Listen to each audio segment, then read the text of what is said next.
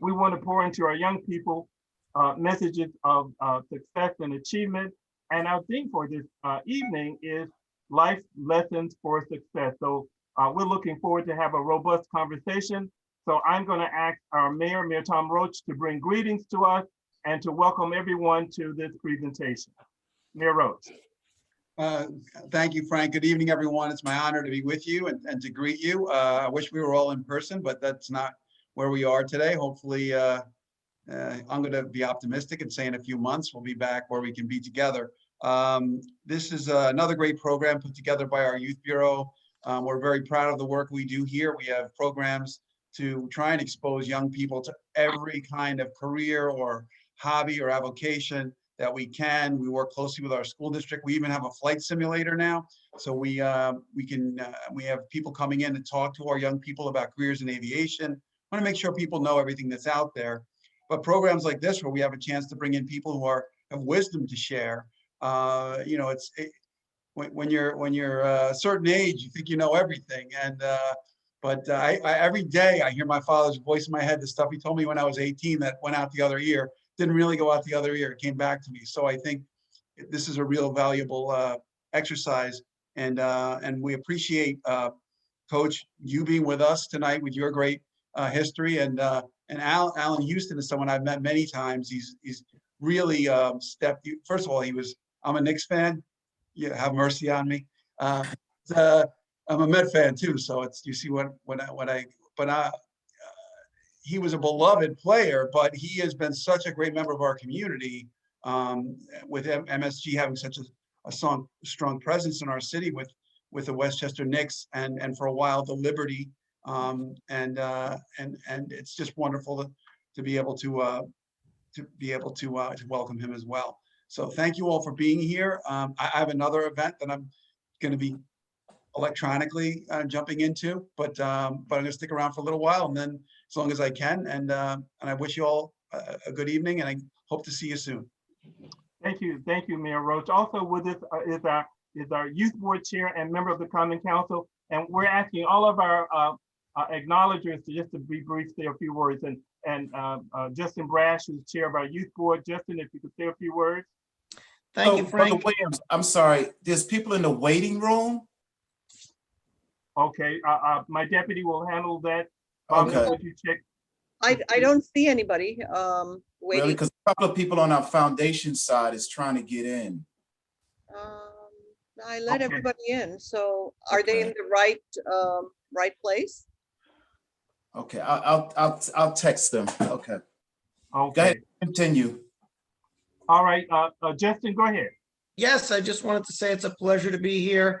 I love working with the Youth Bureau, and of course, another great program to inspire our youth, hearing from Black coaches during Black History Month, and teaching our kids the great lessons they can learn, how to be better people and more productive members of our society is always a great part of our Youth Bureau. Our Youth Bureau is here for everyone. So instead of talking about the program and all that, I like to take a moment to thank Frank Williams and Bhavna and everybody from the Youth Bureau, all the time and energy, and the grandpas and all the energy they give to our Youth Bureau. So many people work so hard. We have 68 beautiful programs, and if you can't afford them, we make sure you can afford them. And it's a credit to all these people who work so hard. So I'm honored and humbled to work with all of you, and I'm also looking forward to this inspiring program tonight. Thank you so much. Thank you, Justin. And we'll have a few brief remarks from the co-chair of our Grandpas United, Jim Eisenberg. Jim, you want to say welcome and a few words? Just want to say welcome and thank the coach for being here and your son. And I think for all the grandpas, we're really encouraged by the opportunity to meet with you tonight and be part of the White Plains Youth Bureau and the city of White Plains. So thank you very much. Thank you, Jim. And Dr. Bostic as well, Dr. Jim Bostic, on behalf of My Brothers Keepers Alliance, a few words of greetings. Welcome, Dr. Bostic. Well, welcome to everyone. I just want to say thank you to Frank and the White Plains Youth Bureau, Mayor Roach, for extending an invitation. We just bring you greetings on behalf of the Lower Hudson Valley MBK Alliance, of which White Plains is an integral part of. So I just want to salute you, Frank, and the members of your staff on the incredible work that you do. You guys have set the bar extremely high in terms of running programs for boys and young men of color with excellence. And I also want to salute Coach Wade on his incredibly brilliant career. He's always been a role model to me. He doesn't know that, but just watching his coaching career, having to coach against him was one of the incredible experiences of my life. And of course, I've come to really love his son, Allan, and we've become good friends and colleagues. So thank you for coming and sharing your long, brilliant career with us. Thank you very much. Thank you, Dr. Bostic. And I'd like to just give a shout out to my bossless, my president of our Omega chapter, Brother Darrell Kidd. I'm just giving you a shout out. Thank you for joining us. I am so very honored to present to you an individual who has spent a lot of time in White Plains with us, whether it's fatherhood or grandfathering, conferences and workshops, trying to engage us to improve the lives of young people. And that is Brother Tabiti Boone. Brother Boone is facilitating tonight's event. He is a college basketball Hall of Famer, a member of Allan Houston Foundation, former President Obama's White House Fatherhood Representative, and a friend of the White Plains Youth Bureau. He is a person who has given his time, his talent, and energies to help improve the lives of young men and boys of color.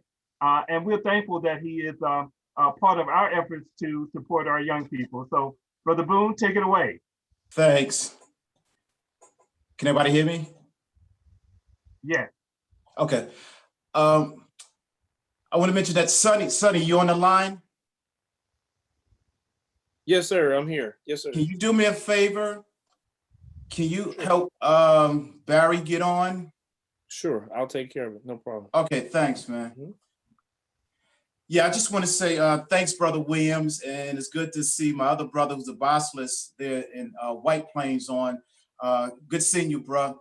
And I'm just very excited about tonight because Brother Williams, as you know, you and I talked about, you know, the series of Black History Month programs you guys been hosting, and we talked about why not talk about, you know, just the role and value of Black coaches in a historical role that they've had, you know, in our society and in the lives, particularly of the players that they coach. So we just thought it would be great to just do a couple of things tonight, you know, just have a conversation about the impact of Black coaches. And then let's just feature one of our own who's just been so phenomenal in his own right, in his own journey, is Coach Wade. And I've been privileged to know Coach Wade over 10, 12 years. And I've personally watched him, you know, as a businessman, as a trailblazing pioneer, as a former player, coach. So, you know, Coach, you know, sometimes we look at the head coaches, but Coach Wade was one of the ones that was recruiting, as you know, Jim Bostic, one of the most phenomenal pipelines of some of the top players coming out of high school, which was in Mount Vernon in Westchester County. So with the McCray brothers, I mean, they were able to, along with, you know, the out of New Jersey, they were able to win 2 championships in 1980 with Dow Griffin in 1986. So Coach, as an assistant coach, played a big role in that. So I just want us to have a conversation tonight about Coach just sharing his journey, sharing some of his experiences, and talking about just some of the life lessons that he learned along the way. And we also want to talk about just the relationship between him and his son, Allan Houston. A lot of times we see a father and a son together, but the thing is, Allan had the privilege of also being coached by his father. So whenever Allan jumps on, we certainly want to kind of have this conversation between the impact that Coach had in his own son's life, but also the players that he's coached, but also just what he's seen over the years in terms of just the historical role that coaches have played. And so, and what brought this conversation up is also, we lost 2 great coaches this past year. We lost the legendary John Thompson, who was the first African-American coach to win the actual NCAA Division I championship. And then of course, out of Philadelphia, Temple University, we lost Coach John Chaney, who was just taking those kids out of, the urban communities of Philadelphia and just really, really developing those kids. And as a mid-major school, was able to, out of 15, 16, 17 consecutive years, to take those teams into the NCAA tournament, as well as a lot of these players going on to the NBA, and of course, great careers. So Coach, I just want to start off with you by one, just thanking you for, joining this call tonight. But Coach, just share from your perspective. We know that prior to 1950, we didn't see Black players in the NBA. We didn't see many Black players in the coaching ranks. And so share your perspective on, just from a history standpoint, how do we get to the point of not having players and coaches to 1950? We started seeing the players, and then we saw coaches like Bill Russell, who coached the Celtics, and then that whole phenomenon of starting to see coaches, come into coaching on a college level as well as the NBA level. So just share, some of the pioneers and just your perspective on just the history of Black coaches. Yeah, sure, Boone, and it's great to be here with everybody and such wonderful programs that you're involved with, and I hope you're taking care of my son up on the East Coast. He's from Louisville, Kentucky, kind of a little country boy. So make sure you take care of Allan and keep him out of trouble while he's there. But yeah, it's the situation that we had when I came through coaching was primarily one of the assistant coach.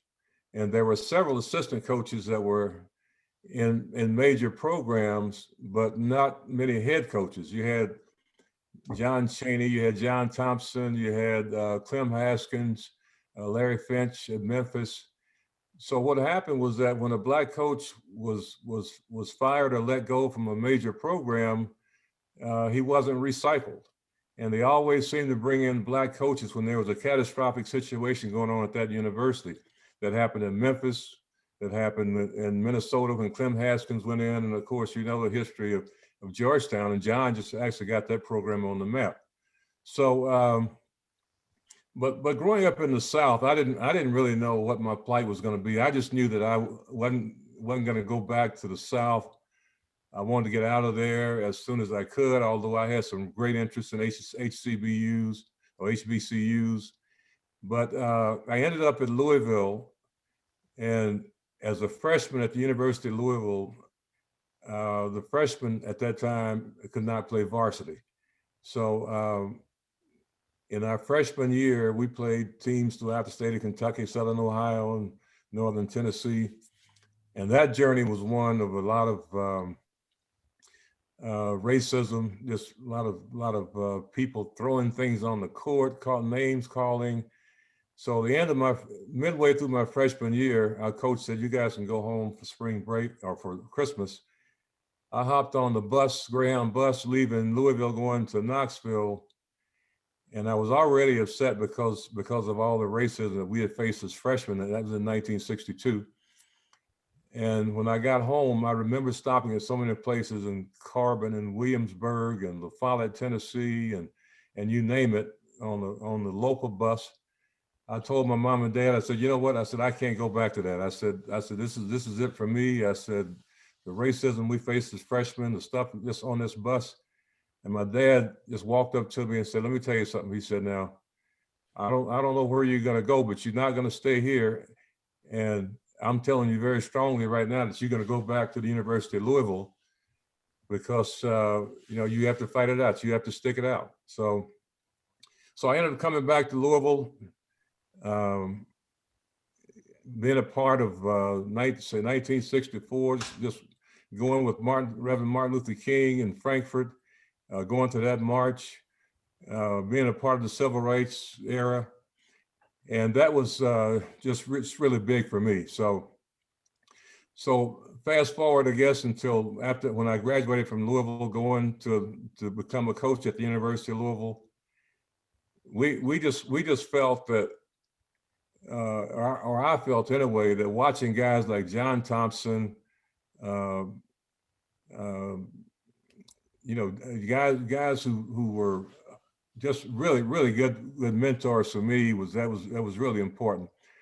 So after about becoming an assistant coach at the University of Louisville, I just discovered that you got interviews for some jobs, but you were not really taken seriously to become a head coach. So there were 4 other assistant coaches and myself who decided that we wanted to take a stance, and we formed the Black Coaches Association in 1979, maybe 1980, which meant that we wanted to identify assistant coaches that would get interviews. We couldn't tell anybody who to hire, but at least we wanted to have these guys prepared. So we had younger assistant coaches who were at different schools. We set up seminars, we brought in consultants, talked about what it takes in an interview to get a chance to have a head coaching job. So we grew from 5 assistant coaches with the help of John Thompson and Harry Edwards. Harry was from California. We all know Harry and his as an activist there on the West Coast. And the thing I remember John telling me was the way he said, now, when you start this organization, there's a very good chance that you and these other 4 guys may never get a head coaching job because they're going to look at you and they'll try to blackball you from being a head coach. So I said, John, I said, if that happens, I said, it happens. I said, but if there's some other young person, some other young guy who wants to be a head coach and what we're doing here will help these guys, then it's all worth it. But as it turned out, we've continued to have success at Louisville. We were in the 1980s, we went to 4 Final Fours, won 2 national championships. And I was offered a head coaching job at the University of Tennessee. And it was— Can I hold you right there, Coach? Yeah. Because I want to show a video of you at Tennessee with Allan. But let me go back, Coach. You're very modest. You know, you had a historical milestone. I mean, you were the first, Black player, African-American, to get a scholarship at the University of Louisville in 1962. How did that feel? I mean, we talking about Black History Month and people trailblazing the way. We see so many kids now getting scholarships to universities and colleges, but at that time it was very rare. So you actually, was honored to get that kind of achievement. So how did that make you feel? And then Allan, with you on the line, when did you discover that your father actually became the first player, and how, as a son, did that make you feel to know that your father really opened up some doors? Well, let me respond by saying that. Okay. I didn't really feel the impact initially in 1962, although it was the middle of a lot of civil rights activities going on in 1964, the civil rights legislation, and young men killed down in Philadelphia, Mississippi, and just knowing what the environment was like. But as a 17-year-old, outside of doing some lunch kind of sit-ins as a high school student, I didn't really know what the impact would be once I got to the University of Louisville. I just knew that I wanted to get away from the South, where segregation was the law of the land. And I ended up at the University of Louisville. But while there, and I'll let Allan talk, I'll just make this point. The University of Louisville had Black football players in the 50s. Guys like Lenny Lyles, who played for the Baltimore Colts, Ernie Green, who was a blocking back for Jim Brown with the Cleveland Browns. And there were maybe 7 African-American football players. So when I got there, those guys welcomed me, and they softened the blow of what happened to me my freshman year and some of the places we had to play. So I stood on the shoulder of some really, really strong pioneers at the University of Louisville. And then once I understood what they were doing, and once I understood how they just embraced us to make us a part of the university, it just made a big difference to me. So Allan, can you talk about what it meant to you to know that your father opened up some doors and he was the first, scholarship player, especially playing during a very tough time during that civil rights era? How did it make you feel as a son, in terms of your father's achievement? Well, first of all, man, just thank you for having this. Thank you for hosting this. Frank, Dr. Bosick, all the friends, the brothers and sisters and everyone on here. It's by the time I really understood my father's impact, I think I was really living in the current era of Louisville basketball. So Louisville basketball in the 80s and particularly late 70s and 80s was powerhouse. And you have players like Darrell Griffith, Bobby Turner. Most people might, remember the 19 or have heard of. I know we got an age range on this call, but in the 80s, Louisville was a powerhouse. You had John Wooden, who had coached Denny Crum, and Denny Crum was a head coach. So when my father, I remember, and I'm going back a little bit to kind of help understand the magnitude of this, and from my perspective, my eyes, my earliest memories was him coaching Male High School in Louisville, Kentucky, and coaching some of the best basketball players in the country from your hometown. Then he's coaching at Louisville. And so by the time I really understood the magnitude of it, I was just in it. I mean, you're walking in these gyms and you're seeing these great players and you look up as your heroes. They're like Greek mythical gods, to me when I was that age. And my father had this influence. So it was probably around high school, when I really understood the magnitude of not just the current Louisville era, but the historical perspective and magnitude of him being the first Black, and to be one of the first 3 Black that signed in that. And I just always looked at Louisville as, even historically, Louisville was a border state, even after the emancipation. And so it just felt like Louisville was progressive, and I appreciated that. And then when you looked at what he did, and then he went on to be one of the first Black assistant coaches. So at the school, and so you just look at what he had to go through. And when we would drive from Louisville to Knoxville, Tennessee, and Alcoa, oftentimes I would just think about how many times he made that drive and not know when he was going to get stopped, and what would happen. And I just, he would tell me about some of the, the fights he had to, be ready to have, But a lot of times, what intrigued me a lot is he did have white teammates, who they had to stick up for each other, and so just hearing these stories and realizing that, okay, now I'm, living with this legacy, right? That I have to, kind of carry on. And it just makes you feel proud to have that heritage. So Frank, can we play that clip, University of Tennessee clip? Because I want to get into that moment, Coach, when you got the call to with the job opening at University of Tennessee, and then you got Allan, who was ready to stick with his dad at the University of Louisville, but then when Coach Wade went to University of Tennessee, Allan said, you know what, I got to go with my dad. Wherever my dad is going to be, I got to go with him. And that was another great historical moment that I want to get into with you, Coach Wade and Al. So Frank, if you could play that clip. Yeah, we're going to show it right now. Which one is that, Frank? The first one? It has the University of Tennessee on it. Okay. Oops. This one? Yeah. Okay. It's a special father-son connection with a unique place in Tennessee basketball history. Wade and Allan Houston. Before breaking barriers in the SEC, Wade was one of the first 3 Black players to sign with Louisville basketball and became the first Black player to earn a scholarship with the Cards.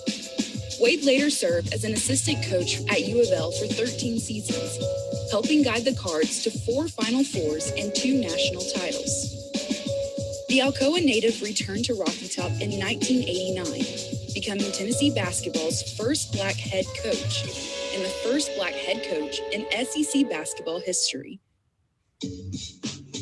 During Wade's tenure, he coached his son, Allan, who became a two-time All-American and four-time first-team All-SEC selection. Obviously, Wade Houston, the one to watch. Allan never missed a game, starting all 128 in his career, and his 2,801 career points still stand as the most scored in Tennessee history.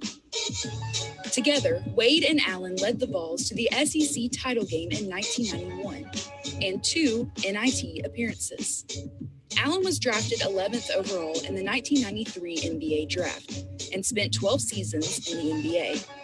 As a member of the U.S. national team, he won a gold medal in the 2000 Olympic Games.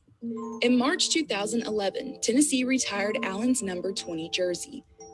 In 2019, the Wade Houston Captain's Award was created. Each year, it is given to the basketball team member who best exemplifies leadership, a team-first approach, and exemplary work ethic.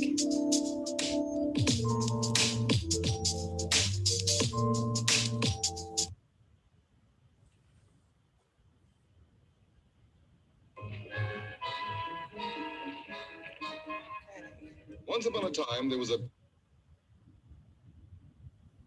That's some powerful stuff. I hope everybody enjoyed what they just saw. Coach, before we move to Tennessee, recently the University of Louisville has created a tip-off classic in your name. So you go from being one of the first scholarship players in their history, first assistant coach, to now have a tip-off classic in your name and honor. Share what that feels like to go from that beginning of your journey to now know that, your impact is still etched, in the University of Louisville, particularly with the basketball program, with that tip-off classic. Well, it's an honor to have the classic in my name, and I think it's because I've pretty much been connected with the university in a lot of different facets. Junior Bridgman and I, Junior's a businessman here in Louisville and who played at Louisville. We started what we call the Houston Bridgman Degree Completion Program, where we made sure that any athlete that played at the University of Louisville for 4 years could come back and get their degree at no cost to them. It's been a very successful program. We've had men and women, all sports, football, women's basketball, men's basketball, have guys that come back to us. And along with that, what we do is we let them come and shadow us. They shadow Junior in the restaurant business. They shadow me in the logistics and warehousing business. Just making sure that there's always outreach to young men and women who've been through the athletic program and just done things in the community. So between community activities and university activities, serving on the board at the university, Junior was the president of the board of trustees. We just make sure we were engaged and try to do things to help the young people when they come through. And one thing that I like to share is that when I came to the University of Louisville in 1962, my goal wasn't to go to the NBA. That wasn't our vision. That wasn't my goal, because it wasn't that many NBA players there, first of all. And that wasn't what I planned to do. So I met guys like Lenny Lyles, as I mentioned before, and Ernie Green, who played in the NFL. And those guys had already become executives at Brown Williamson Tobacco Company.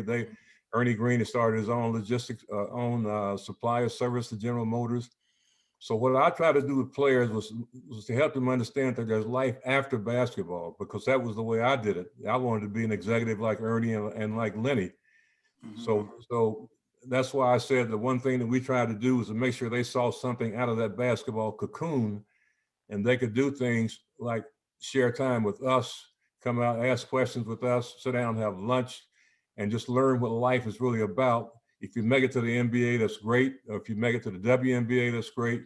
But I think one of the reasons that they named that classic was because Junior and I and a few other people try to do things to help the university beyond sports. That's good stuff, Coach. So now, you're at the next phase of going to the University of Tennessee. What did it feel like when you got the call? Now you got to transition from one challenge of being initially at the University of Louisville. Now you're going to another part of the South. to deal with the SEC, which was, as you know, in civil rights and Black history, that part of the South really, had the, they perspectives on, Black people. So now you're going to the University of Tennessee. Just share what that felt like to get that call. How did you decide that that was the right choice for you to go? And then this is for you, Allan, to now go again in the footpath of your father to actually now go from a son to an actual player for your father. So now you're going from a son to actually now being coached by a Black coach. So Coach, just share, that journey to University of Tennessee, and then Allan, come behind and just share what it now felt like to play for your dad, and also to be coached by, again, someone who's the first coach at the University of Tennessee, and how that impacted you as a player there at the university. Well, first we had to appeal to the NC2A to get a release for Allan to play for me, because he is signed at the University of Louisville. So, but I'll never forget several players coming to me after I got the job saying, and I didn't know, I said, Allan, I said, it's going to be your decision. I said, I'm not going to force you to make any decision either way. But just several players came to me and said, Coach, said, if you don't take your son with you to Tennessee, he said, you're out of your mind. He said, all the things that you did here at the University of Louisville, mentoring us and your family being a part of our family and our lives, and now you got a chance to take your son with you to the University of Tennessee. He said, they said you got to do that. So several players came to me with that. So I had spent so much time on the road recruiting for Louisville. I mean, Allan helped me recruit, the family helped me recruit. I was gone all the time, didn't see him grow up, couldn't do normal things a father and son would do. So as it turned out, when he was able to come to the University of Tennessee, it was like a whole new awakening for me and the family, because now I'm able to do normal things that a father and son would do.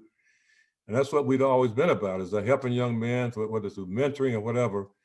So the first day I took to court, I remember back in 1958, 59, when at the University of Tennessee's Neyland Stadium, it was a huge stadium there for football. They had a section in the end zone, and once a year, they had a section called Colored Only. So they would allow Blacks to come to a football game at Neyland Stadium and just watch a game.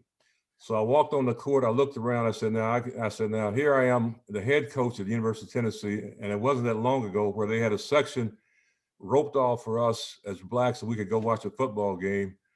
And I said, we've come a long ways from going from that colored only section to the head coach at the University of Tennessee. But I know it made you feel good, Coach, to knowing that, you just constantly, opening up, pathways, man, and you actually opening up society around this conversation around race relations and how we accept. So I know that has to be a tremendous feeling.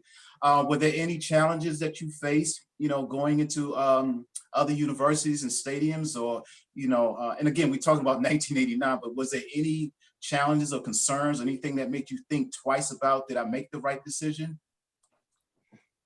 Well, my biggest concern was the family. Mm-hmm. I knew I would be okay. I mean, I could fight the battles, I said, but when my wife and my daughters or Allan, when we're playing at different cities throughout the Southeastern Conference, and again, times hadn't changed that much in some respects. So my concern was them, just make sure they were okay. And so we always had the police protection, and the coaches were just really bent over backwards to welcome us to the league.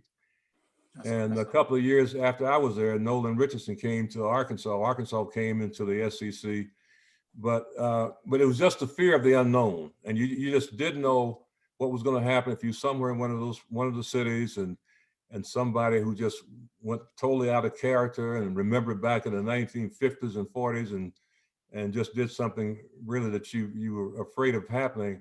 But for the most part, the coaches were welcoming. Few small incidents with some of the fans, some of the things they would say in the background of where we were sitting, but for the most part, it was pretty safe. Okay. So Allan, what did it feel like?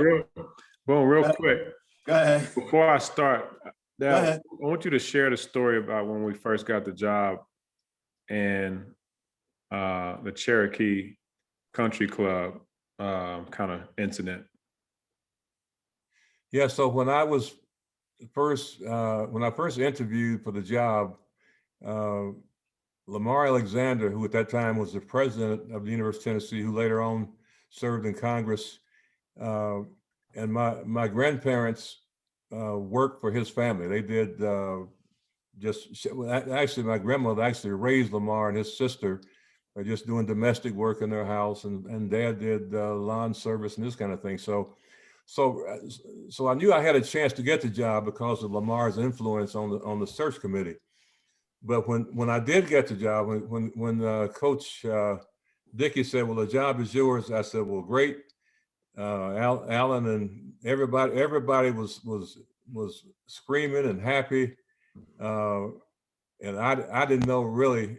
Allan, I don't know. I think he was still torn between Louisville and Tennessee. But anyway, to fast forward, when I got on campus the first day, well, actually second day on campus, the reporter comes to my office and says, "Coach Houston, just can I have a few words with you?" I said, "Of course." He said, "Well, I don't know if you're aware of this, but all the other coaches, the AD, the president, assistant AD, all belong to Cherokee Country Club. And from what I understand, you will not be afforded a membership to the country club." Wow.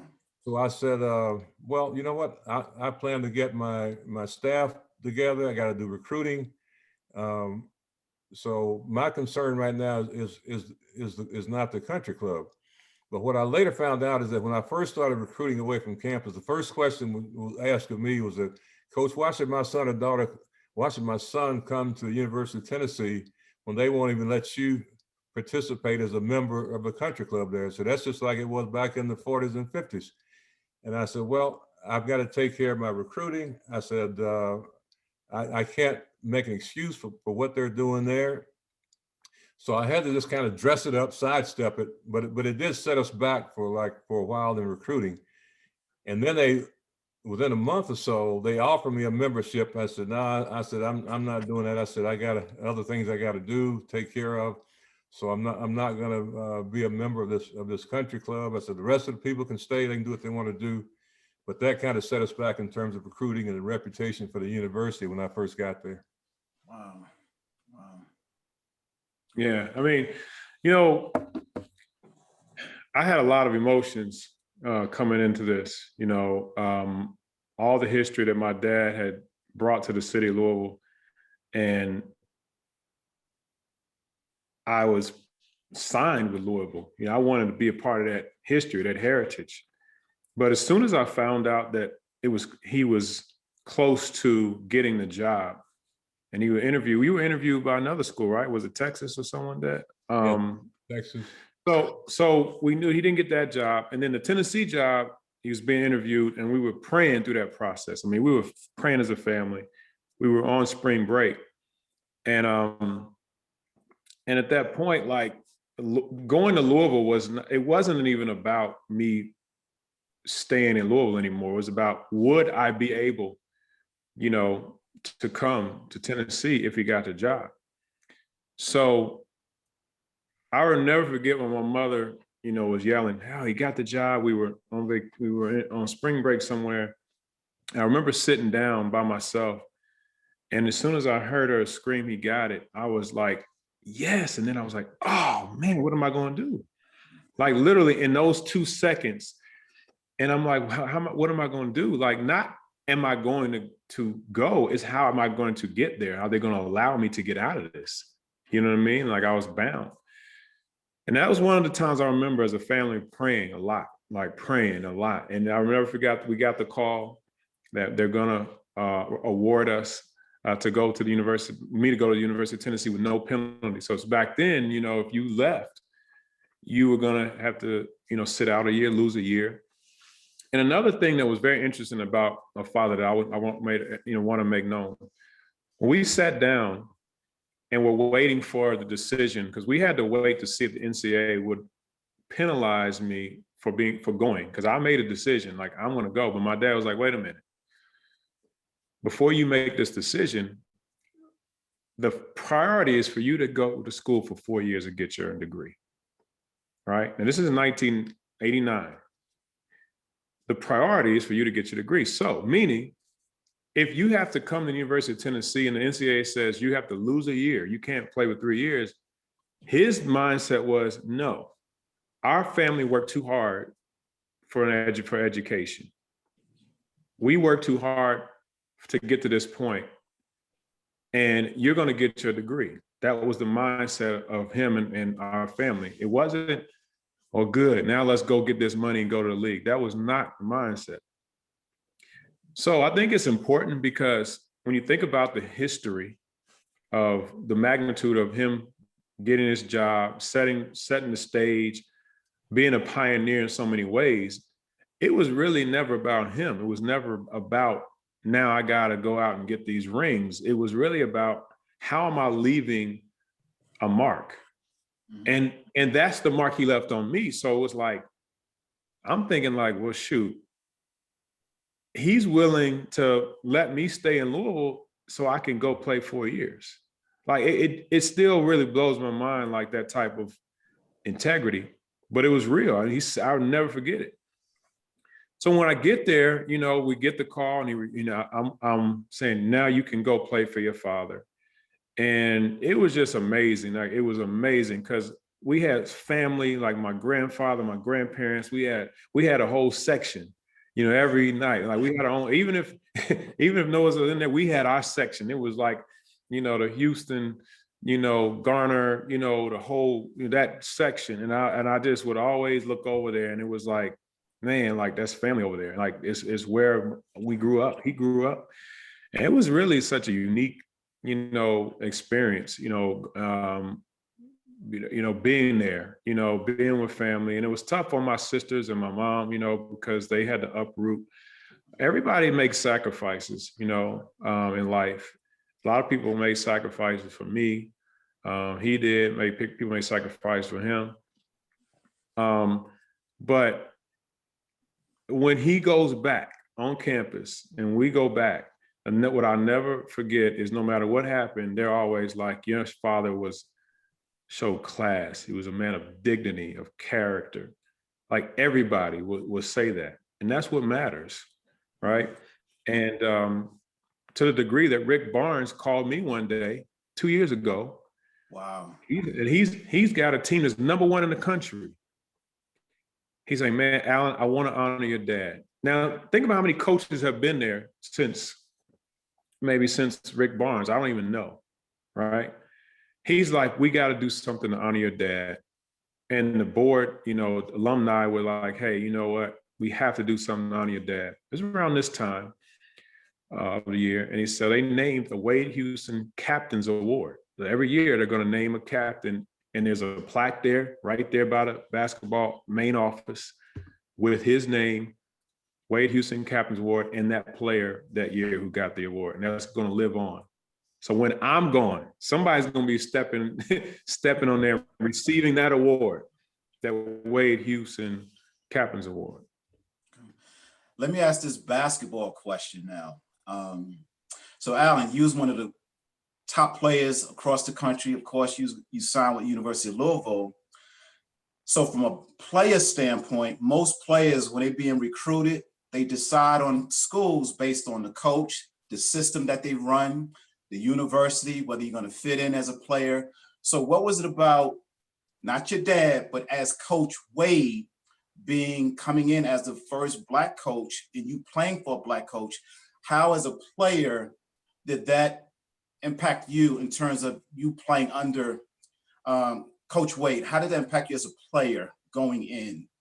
Were you able to fit into the system? Did you see yourself, getting the most out of your dad as a coach? Yeah, like it wasn't about the system, Boone. Like, here's the thing, and I want all the coaches to really grasp this, right? Which is why post this, we started doing this work on fatherhood and mentoring, right? Mm-hmm. So many coaches go in to coaching thinking about skill development, winning games, right? Strategy. It's not about that. What it's about is building character, values, and winning lives, right? So for me, it wasn't about I knew he won national championships. He'd been in the Final Fours. Like, he was like, I don't even know, like, I've seen the best of the best. You know what I mean? Like, that was never an issue for me. You know what I mean? Because I had played against the best. I felt like I had proven myself against the best at that time. You know, I was a McDonald's All-American. I was a top 5 player in the country coming in. So for me, my thing was, how are we going to set this thing on fire together? It was never about, like, what system are we going to play? I felt like he taught me how to play in any system. You get your own shot, make the right play, you learn to shoot, compete, you know, make plays when plays matter the most, and you'll figure it out. He was tougher on me in practice. You know, he would put drills just for me to make sure I was the best in the games. Right. He knew I was going to get double teamed. Got you. He knew I was going to get double teamed. He knew I was going to have to bring the ball up and maybe run it off. He knew I was going to have to face all these things, boxing ones, all that. Practice and preparation was, for me, you know, you're only good as your training. So for me, that wasn't an issue because I just knew that I had confidence in myself. I had confidence in what prepared me for that moment. But what I knew was the man. I trusted him. You know what I mean? So it was the relationship. And another thing is, a lot of father-son or father-daughter, mother-daughter relationships, there's dynamics there that may not fit, you know, at this level. Mm-hmm. So we understood, like, I think our personalities fit, but it was really like who he is and was as a father, as a man from growing up. And I take that, and I try to take that now as he loves, right? Loves so much that when you love that much and hold the accountability, then it's not a matter of you do whatever needs to be done. So Boone, I've heard Allan, I've heard Allan say this recently. He said that when we called the timeout, I guess the first part of the first year that we were there, he would look at me in the huddle, and he was so proud of some of the things that I would draw up in the huddle at a timeout, a dead ball. And I never thought about him looking at me that way as a player. And first he had to decide what he's going to call me, dad or coach, you know. So, but then he talked about how he looked at me in the huddle at a timeout and was so proud of what I was doing in the huddle. So, and I refer back to, like, having coached at Louisville under Denny Crum, who coached under John Wooden, and winning all those championships and being prepared. So one thing I like to pass on, as Allan just said, to parents and just coaches in general, is that you have to really prepare for your craft. I mean, you know, you can't just walk on the floor because you got good players and just think that you know the answer to all the things that happen on the court. So just as I wanted to make sure I was totally prepared for coaching that team, it made me proud to hear Allan say that he looked at me and heard and saw what I was doing on that board, and knowing that I was prepared to coach him, whether it was father, son, or whatever. That's cool. So Allan, you talked a lot about character, and you're right. You know, that's above, pretty much what we do on the court. So when you started the Allan Houston Legacy Foundation, and of course your dad was side by side with you. You just mentioned about, the father-son relationship.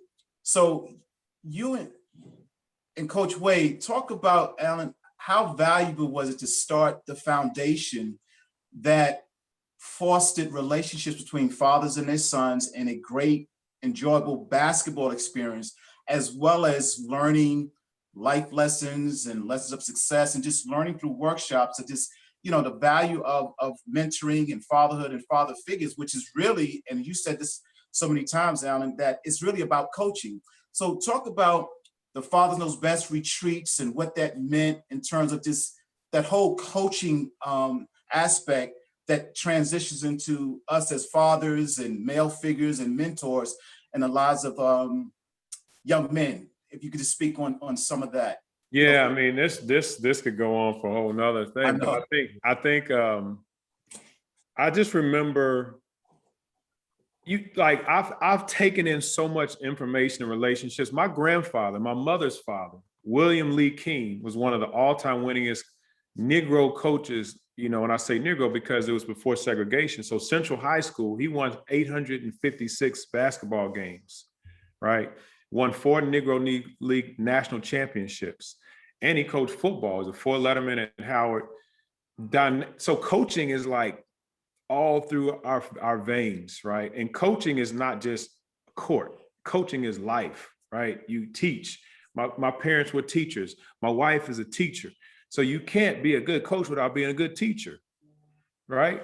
So what I've learned to appreciate when I got drafted and got to the NBA, it just hit me, man. I think it just really hit me and resonated what I had appreciated and gotten and gleaned. So I called my dad after practice one day. I'm like, I think I got an idea. I think we should really share this dynamic, this experience, like all the fundamentals and dynamics that help create this, right? And we talked about it. He was like, yeah, I'm down. Let's go with it. Let me know. So I kept thinking and praying. So we just did a retreat. We did a 3-day retreat. We invited like 75 pairs of fathers and young men. And some of the obviously young men weren't with their fathers. They was with father figure, a coach, or uncle. And man, we called it Father Knows Best.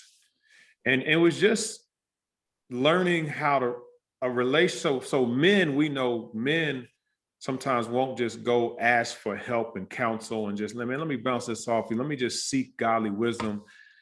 And we created this environment where men could be together with other men and young men can be together. But the biggest thing was it was a bond. It was a restoration of relationships. It was a connection that just is rare. You get away from everything and it's just about you and your son. And basketball, we taught basketball. We did 2-on-2 shooting contests. Fathers were doing it.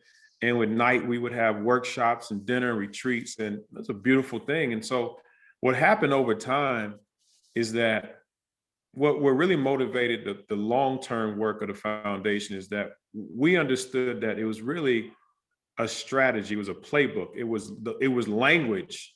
It was a lens that you need to see it, and a language that we needed to kind of be able to offer on a wider scale, because we would not be able to do this every week, all throughout the year, everywhere. But we knew it was valuable enough to make it available and offer it. So that's what you have books for, right? John Wooden had the book Pyramid of Success, and I still hold on to that book because there are principles, there are life principles in there. So we created Fizzle as the 5 fundamentals of life to basically say, here are things that a person needs, a relationship needs, a leader needs. They need values, need a value system. You need things that show who you are, how you're going to operate, who you're going to be. And from a father and a leader, you have to be that every day. You have to be those values. And as a young person, you have to see those values.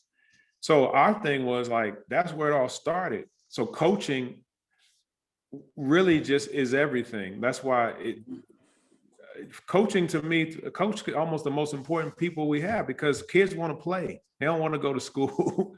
They don't want to really be with your mom and dad all the time. They want to play. So the impact of a coach is like, I'm gonna help you play, but I'm helping you do it and learn something along the way. And that's where that's where it all came from.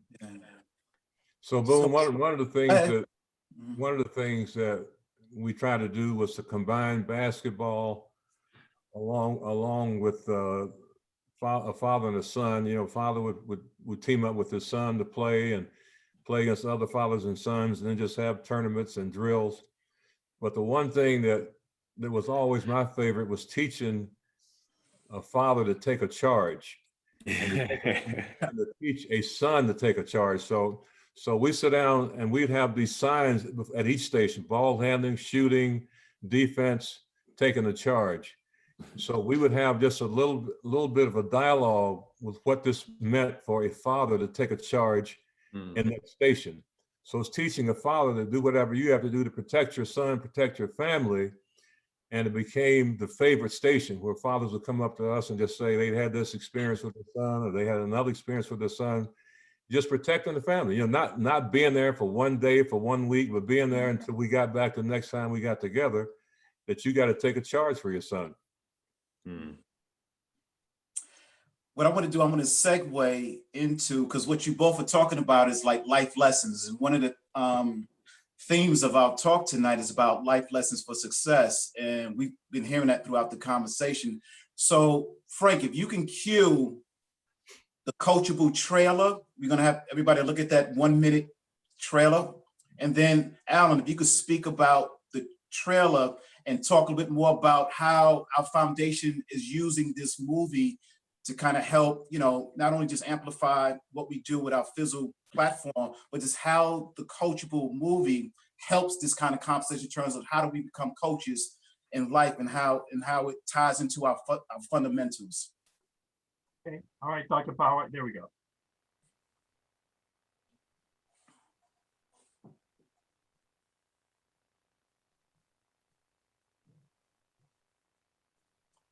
I don't know if I can hear it. Can you guys? You don't hear the voice.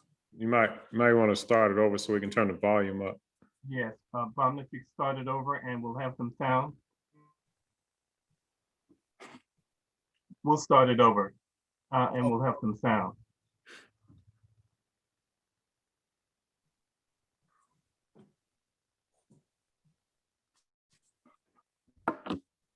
I have to unmute myself, right? And I can speak to it maybe. Okay, wow. What happened? You know, while I was Continue queuing with up. your So, discussion, and I'll be with you in yeah, just a yeah. second. So basically, I've always thought that, you know, media, and we know social media, social networking, and just content was always a way to continue to engage. We have a mobile app called Team Fizzle that I'll share. So we wanted to create, like, I just felt like creating this story. Coachable was just a concept in my head after all these conversations. So our director, who did some things with us, he's an award-winning short film director. And I was like, I got this idea, just thinking about how we could just continue to message. Man, he showed me the script and I was blown away. And so he filmed it out of the Boys and Girls Club in Detroit. And it only took him 2 weeks to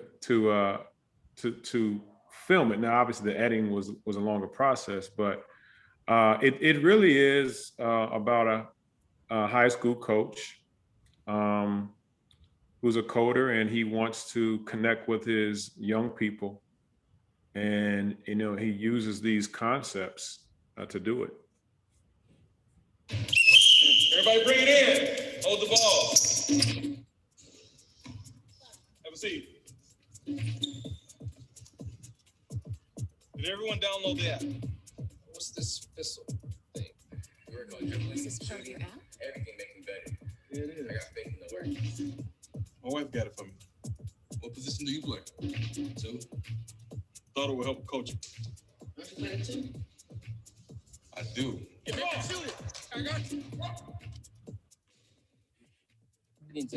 Check what in? Checking that bike too.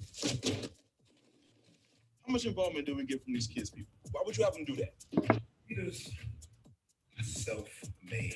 He could have did anything that he wanted to do. Think integrity, all that stupid stuff don't mean nothing to me. Maybe it would if you let somebody show you.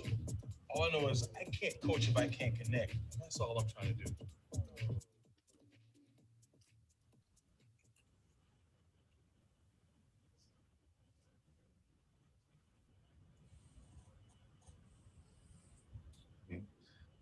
So yeah, so it's a 30-minute short film.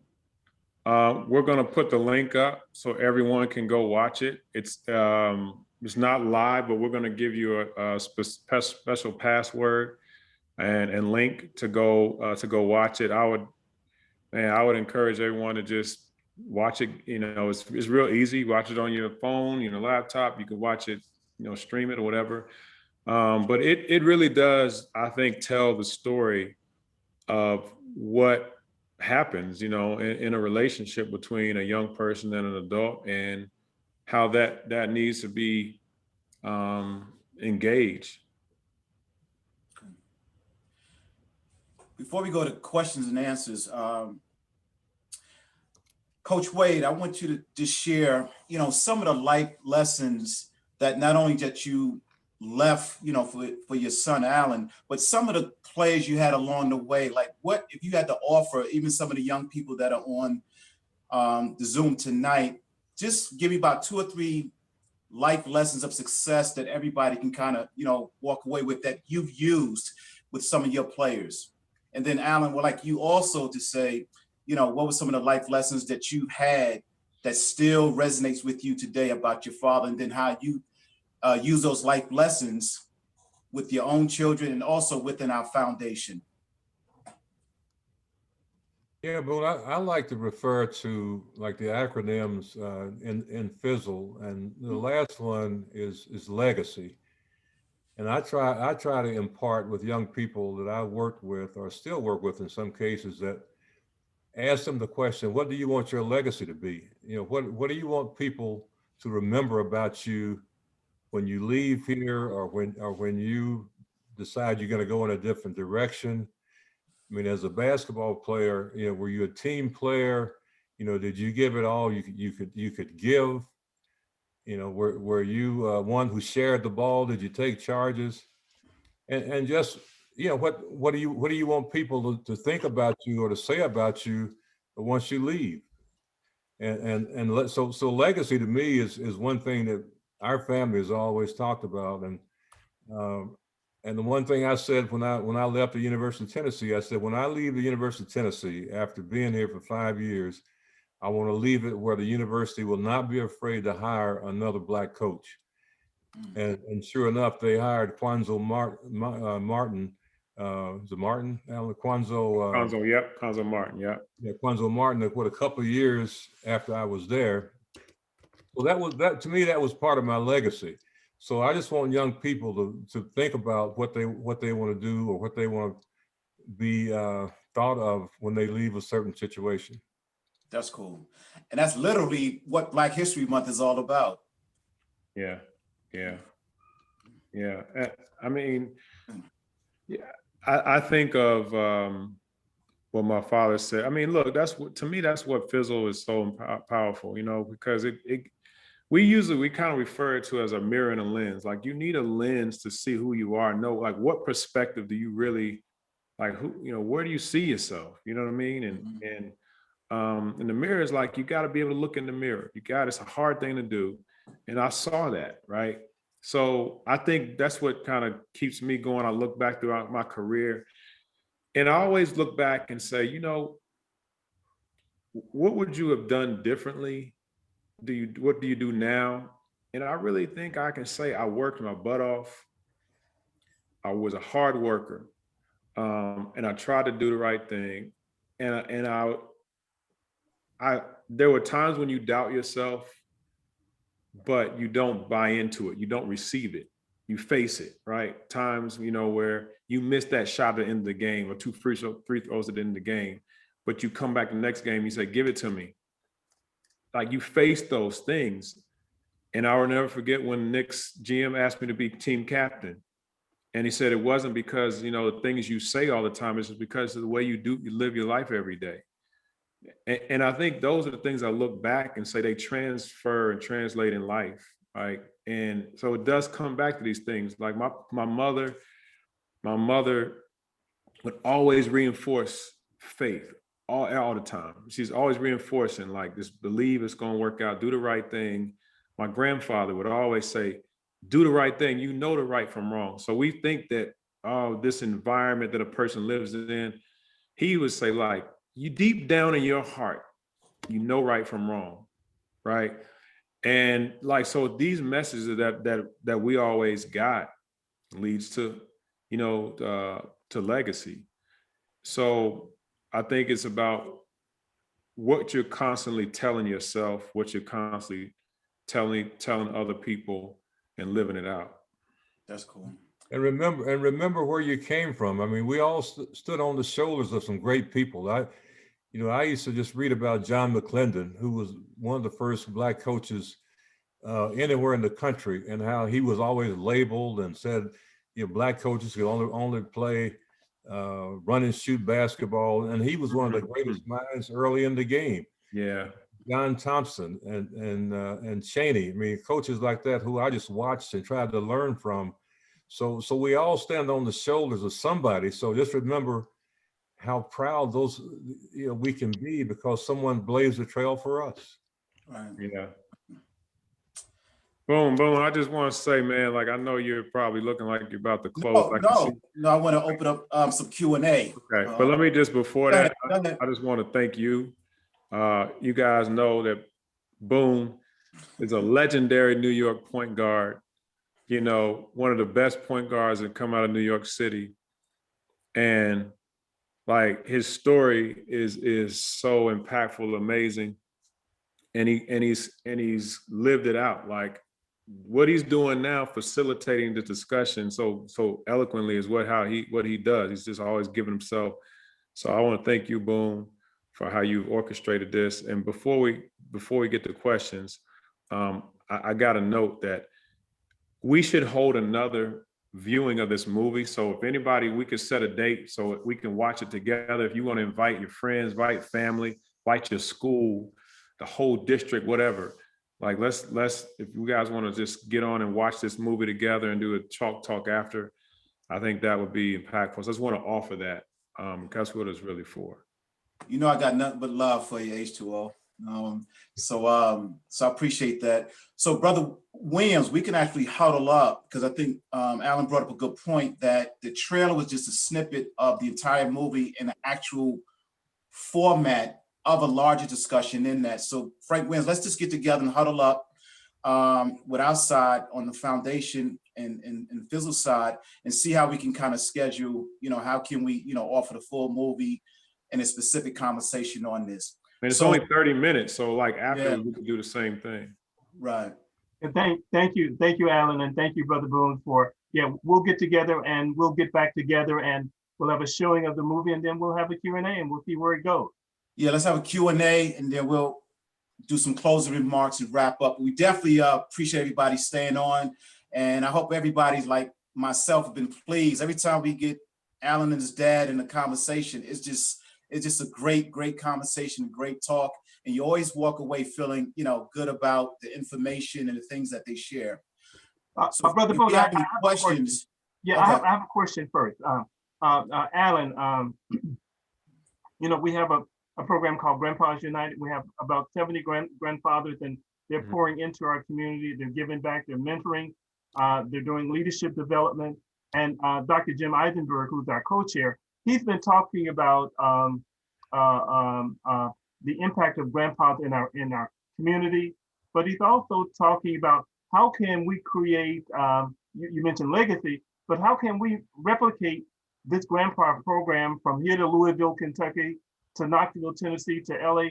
How can we make this a movement? Because, even in the NBA, a lot of the retired basketball players are grandpas and they're trying to raise their children. And Jim, you want to comment on that topic?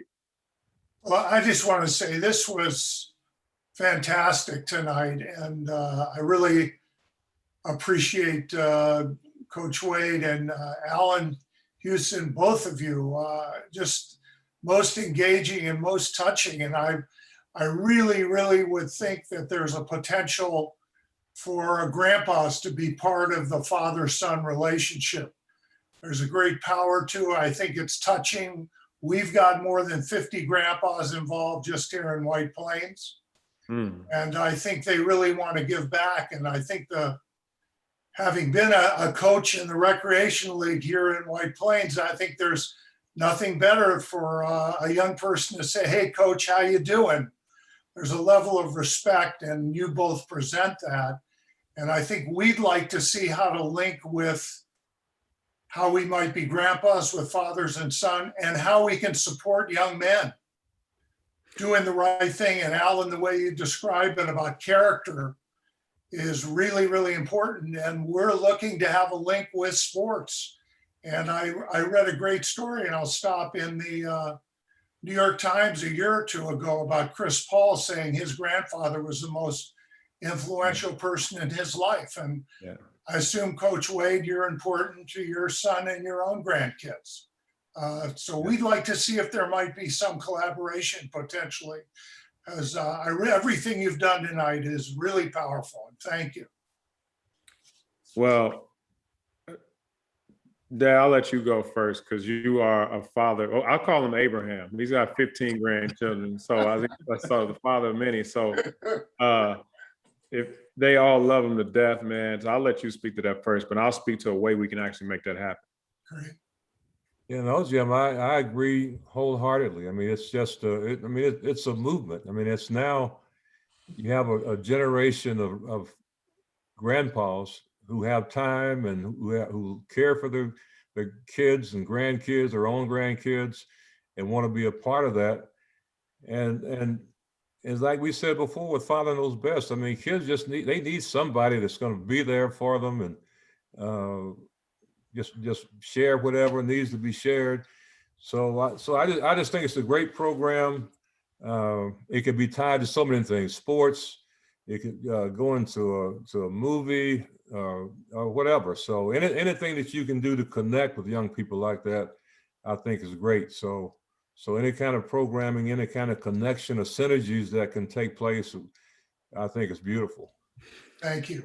So from a very practical way we can do this, we can do it. Like, again, because of what this last year has evolved through digital engagement, even though it's become exhausting, but there are times when you get on like times like this and it's energizing, right? And what we've trying to build is we've built an app so we can connect, but like we can connect all those different groups and people in a way like this and connect in our app. And we're doing like these group huddles, virtual group huddles. And then when things open up, like the idea is, you know, we kind of launch this virtually and connect virtually. So then when things open up, we will have had kind of a foundation, almost like a training camp, you know what I mean? And we just move into, you know, the season, so to speak. So it's very feasible. Dennis Carter's on here, our executive director. He and my cousin, George Sonny Hughes, have done an incredible job. Barry Woods, all our team have really spent the last 3 years trying to build this out so that, again, these things can be shared and connected. So it absolutely can be done. Great. We really look forward to it. Thank you.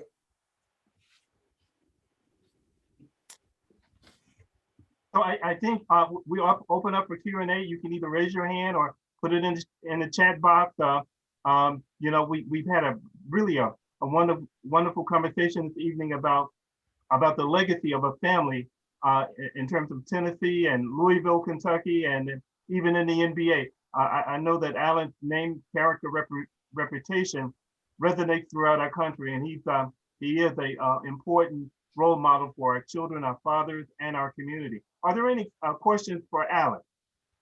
Any young people have any questions? No questions. No questions. I just want to say, just thank you guys for having me. Thank you, MVP Camp, Backyard Sports, for inviting me and making me aware of this.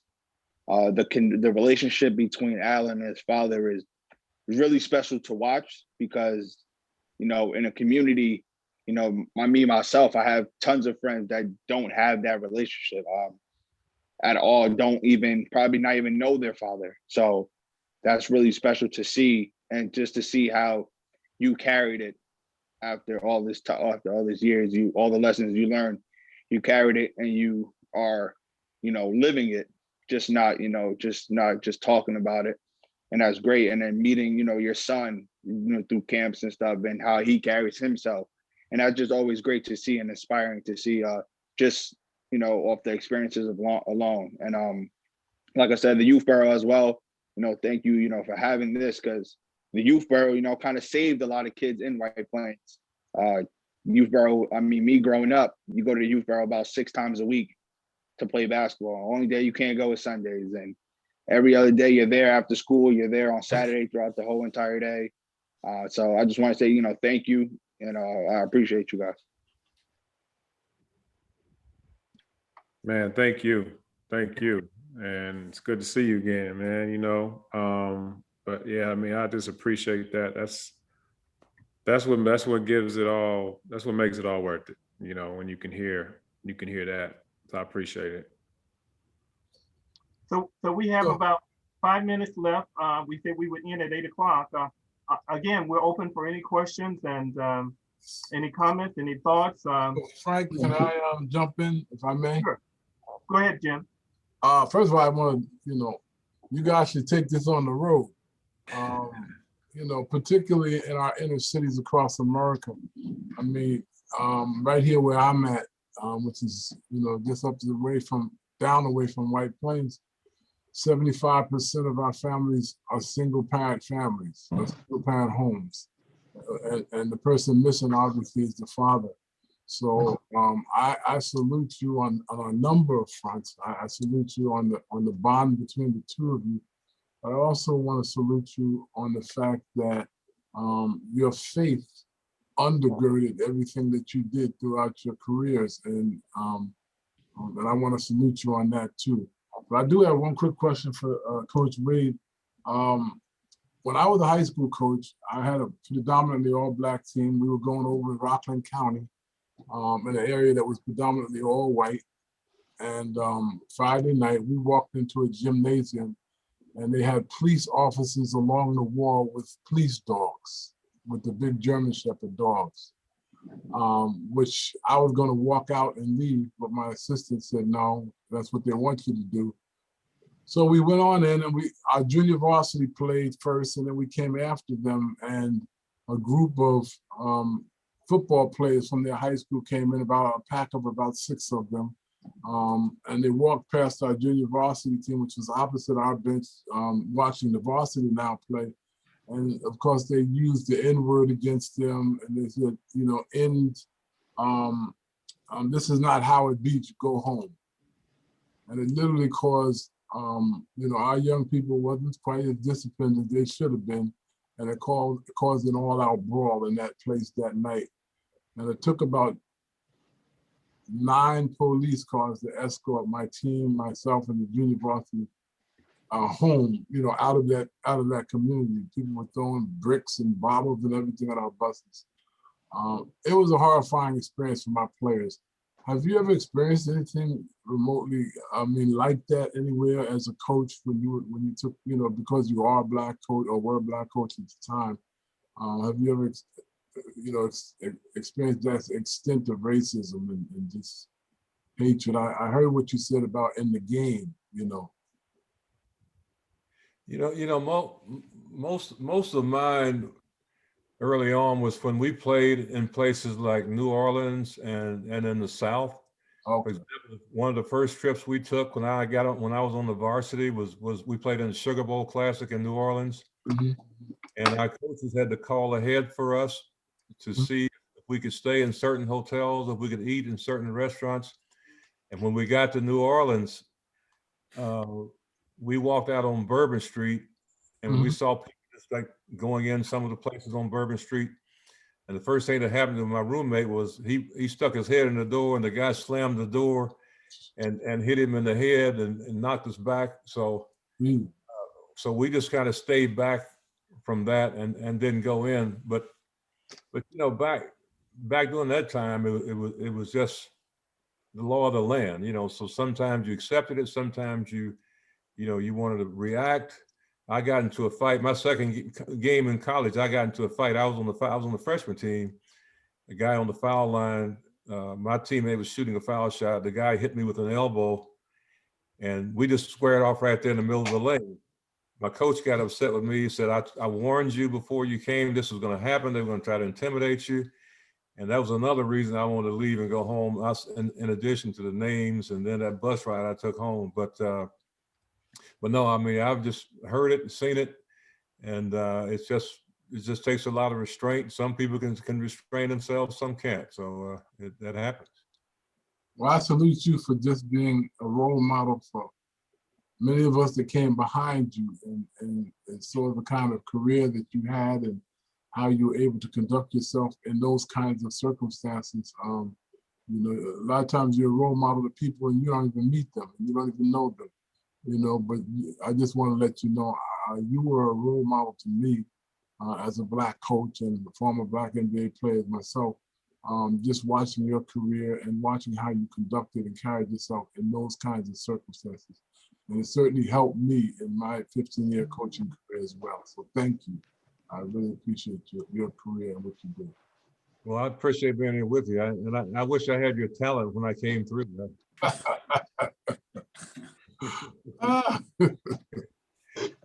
Well, we want to thank all of you. Brother Boone, thank you again for your passion, your commitment, your leadership, and your service to our nation. Coach Houston, thank you so much for what you have given to our country as well, to Black men near and far, Black men, white men, Hispanic, just young men to grow up to be positive, contributing adults in our nation. Your legacy is long and loud, and we celebrate you as well. And of course, Allan. Allan is just a friend, a neighbor, a partner who is, given much to improve the life outcomes of our young people. We thank all of you. We thank all of our guests, our Grandpas United, our MBK members, our community members, all of you for attending this evening's event. We will have a link if you want a copy of tonight's broadcast. Let me know, and we'll make sure that we give you a copy. Brother Boone, you want to close it out? Yeah, I just want to say thanks for allowing me to moderate, a very powerful conversation as we close out, Black History Month, which is not just 1 month, but 365 days. And, just we know when we have these kind of conversations, we can never underestimate the true value that Blacks have played in this country. And so, again, this conversation demonstrates that, particularly around the role of Black coaches and pioneers like Coach Wade. And again, someone like Allan Houston, who's just a phenomenal, figure. And I do want to thank our foundation team that's on the call and just the great work that we continue to do, impacting so many lives, across this country. And so, again, I just want to thank everybody, and I hope that everybody was pleased with the conversation tonight. Thank you, and we will follow up with the movie and another get-together. You all be well, be safe, and God bless. Thank you. Thanks, everybody. Thank you. Everyone. Good night, everyone. Thanks, everyone. Yeah. Thank you. All right, God bless. Thank you. Thank you, man.